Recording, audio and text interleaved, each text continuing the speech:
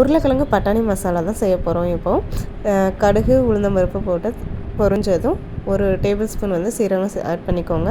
அதுக்கப்புறம் வந்து 2 சின்ன வெங்காயம் வந்து ஆட் பண்ணிவிட்டு கருவேப்பிலை கொஞ்சம் ஆட் பண்ணிவிட்டு நல்லா வெங்காயம் வந்து நல்லா வதக்கிக்கோங்க. நல்லா வதங்கினதும் ஒரே ஒரு தக்காளி மட்டும் அதோடு சேர்த்து ஆட் பண்ணிவிட்டு அதையும் நல்லா வந்து வதக்குங்க. வெங்காயமும் தக்காளியும் நல்லா வதங்கினதும் மூடி போட்டு நல்லா தக்காளி மசிகிற வரைய நல்லா மூடி போட்டு கொஞ்சம் வேக வச்சு இந்த அளவுக்கு எண்ணெய்லாம் பிரிஞ்சு வர்ற அளவுக்கு நல்லா வதக்கிட்டு அதுக்கப்புறமா வந்து நம்ம வேக வச்ச உருளைக்கிழங்கையும் பட்டாணியையும் அதோடு சேர்த்துக்கணும்.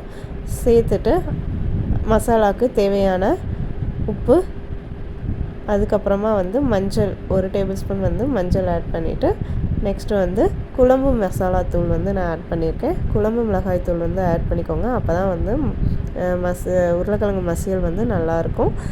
கொஞ்சமாக பெப்பர் ஒரு 1/2 டேபிள் ஸ்பூன் வந்து பெப்பர் ஆட் பண்ணிவிட்டு கொஞ்சமாக தண்ணி ஆட் பண்ணிவிட்டு நல்லா மிக்ஸ் பண்ணி விட்டுட்டு மூடி வச்சுருங்க.